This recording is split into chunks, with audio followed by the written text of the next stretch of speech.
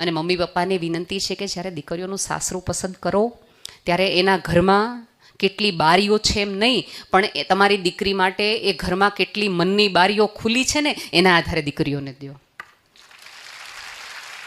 અને થોડાક જગત તમારા દીકરાઓ છે એને પણ સમજાવો કે ભણેલ ગણેલ દીકરી ઘરમાં આવે તો એની સાથે વ્યવહાર કરવો. અને છેલ્લી વાત કે તમારું ભણેલ હોવું ને બેટા એટલે તમારી આ જગતની એકાદ સ્ત્રીને વધુ સુખી કરવાની તૈયારી. તમે ભણેલ હો, તમારા ઘરમાં ભાભી હોય અને એની બીજી દીકરી આવે અને તમારા મમ્મી બોલતા હો ત્યારે તમે ઢાલ થઈને ઊભા રહ્યો ને તો તમે ભણેલ ગણેલ સાચા. તમારી મમ્મી યારે મેણા ટોળામાં જોડાઈ જાઓ તો તમારી ડિગ્રી 2 કોડીની છે. તમારા મમ્મીને ડર લાગવો જોઈએ તમારાથી. બીજી દીકરી આવી તો શું થઈ ગયું? અને હું આ 2023ની જ વાત કરું છું, કઈ નવી જૂની વાત નથી કરતી. કંઈક થાય એટલે હશે લ્યો એટલે હું વળી બીજી એક દીકરી હોય અને બીજી દીકરી આવડે, ભલે ને દીકરીઓ ક્યાં બિચારી માગે છે, બિચારી છે ને. તમારી ભાભીને બોલવું ન પડે ને એવી ઢાલ બનો ને તો તમને વુમન એમ્પાવરમેન્ટ પણ સમજાણું છે, તમને એક સ્ત્રીનું મહત્વ છે. અને સાહેબ, જેને પોતાના અસ્તિત્વનું મહત્વ ન હોય એમણે જગત પાસેથી સન્માનની અપેક્ષા જ ન રાખવાની હોય. મને મારા સ્ત્રી હોવા ઉપર ગર્વ છે એટલે જગતની તમામ સ્ત્રી 2 નહીં 12 આવે ને તોય મને અભિમાન છે. એ રાખવું જોઈએ. તો તમારી ભાભીને, આવતી સ્ત્રીને એવું થાય કે આ ઘરમાં જવાય, તો નણંદ માટે પ્રેમ થાય. બાકી નણંદ આવતી હોય મોઢા ફેરવી લે.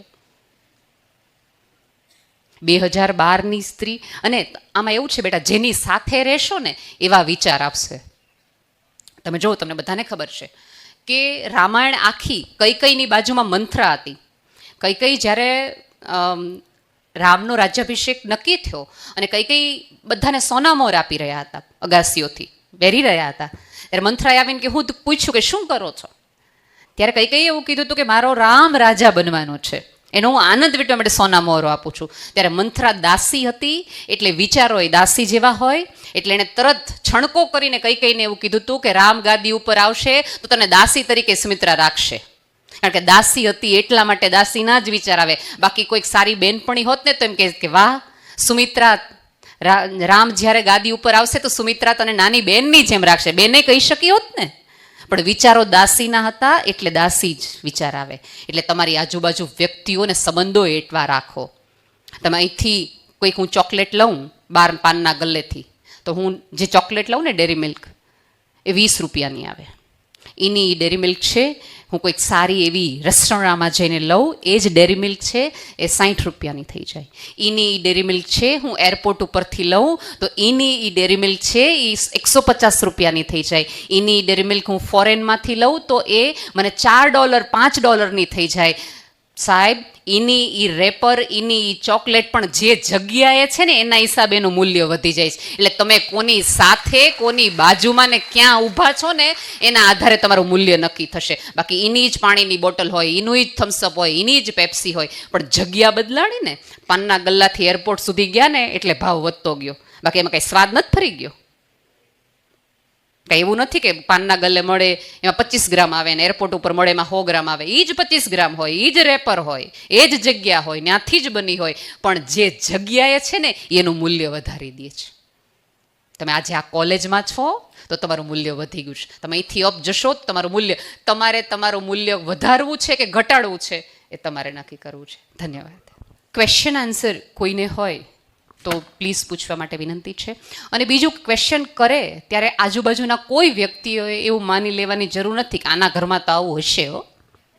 કારણ કે આપણે ત્યાં તો સૌથી મોટી તકલીફ એ છે, જ્યારે કોઈક સ્ત્રી પૂછવાનો પ્રયાસ કરે છે ને ત્યારે જગત આખું એમ કીધા કરે છે કે આને કંઈક આવી તકલીફ હશે ખરી હો, એટલા માટે આવું પૂછતા હશે. યસ,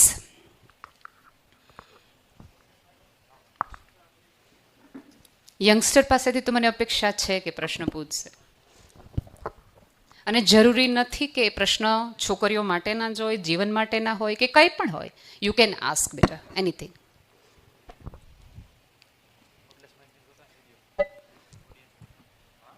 ઠીક, મને એમ કે 4 પ્રશ્નો ઉપર આવ્યા.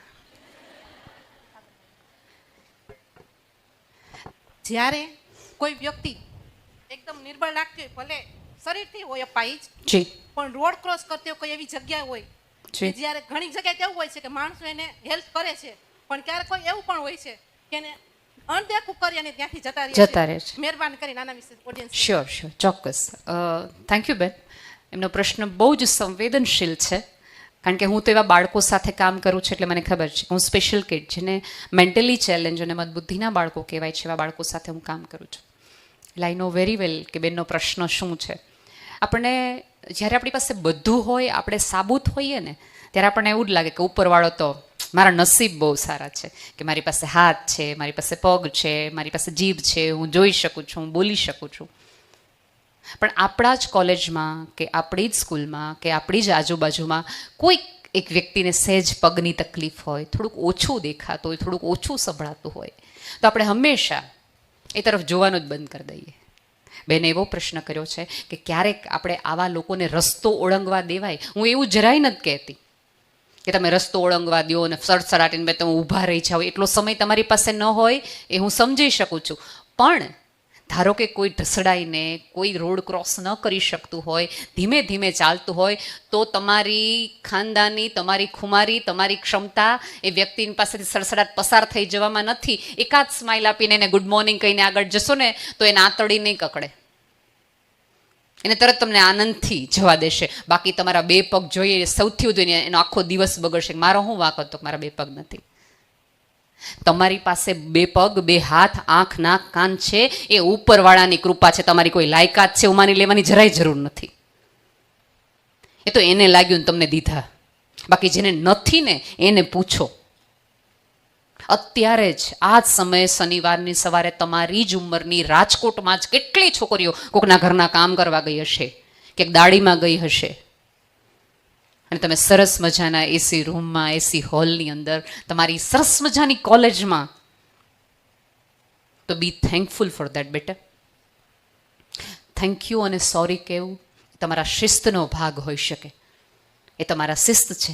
પણ તમારા મા બાપે, તમારા શિક્ષકોએ, તમારા આચાર્યોએ, તમારી કોલેજે તમારી માટે કરેલા ઉપકાર માટે તમે આજીવન ન્યોછાવર્યો, એ તમારા સંસ્કાર છે. શિસ્ત અને સંસ્કારનો આ ભેદ છે. તમે વિચાર કરો, આજથી 20 વર્ષ પછી તમારા દીકરા દીકરીઓને તમે આ કોલેજમાં લાવશો અને કહેશો કે આ એ કોલેજ છે જ્યાંથી હું આ શીખીને આવી, આ એ સ્કૂલ છે કે જ્યાં મેં આ ભણીને આવી.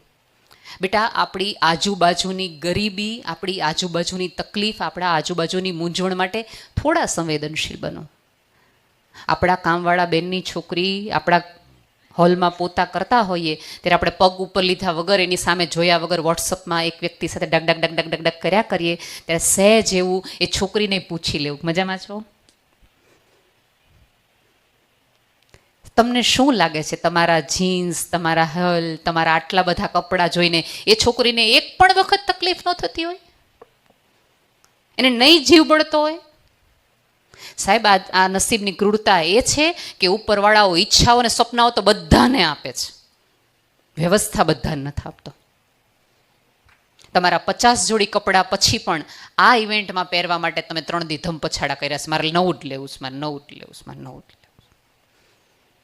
અને તમારા જૂના કપડાઓમાંથી પણ કેટલાકના રવિવારો અને લગ્ન સારા થતા હોય છે. સો બેટા, ક્યારેક આપણાથી ઓછું છે ને એવા લોકો તરફ જેટલું ઊંચું જોશો ને એટલો મૂંઝારો લઈને આવશો, અને જેટલું નીચે જોશો ને એટલો આનંદ થશે ને ઉપરવાળાનો આભાર માણસે ઘણું દીધું છે. આ બજાર છે ને એ તો બહુ ખરાબ છે. જેટલી વાર નીકળશો ને અવિશ્વાસ અને અધૂરપ લઈને પાછી આવશો.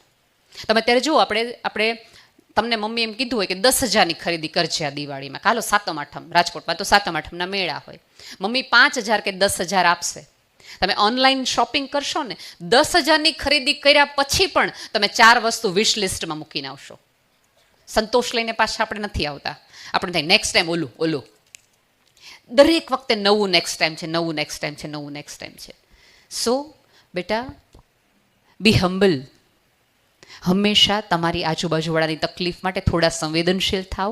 આવી તમારી કોલેજમાં કદાચ કોઈક વ્યક્તિ એવી હશે કે જેને કદાચ એકાદ અંગ ઓછું હશે અથવા ઉપરવાળાએ નથી આપ્યું, એવા વ્યક્તિઓ માટે હું એવું નથી કહેતી કે એમને એમની અધૂરપનો અહેસાસ થાય એવી રીતે ની યાર વર્તતો, પણ એટલીસ્ટ તમને ઉપરવાળાએ વધુ આપ્યું છે, કદાચ એના ભાગનું તમને આપ્યું છે એમ માનીને તે થોડાક ઉપરવાળાનો આભાર માનો અને તમારા મા બાપનો આભાર માનો કે તમને એ સમયે એ ઇન્જેક્શન અપાવડાવ્યા, તમને કદાચ આંચકી આવતી હતી ત્યારે એ અડધી રાત્રે જાગ્યા અને કોઈ ભૂલ ન થવા દીધી અને તમને સાબુત રાખ્યા.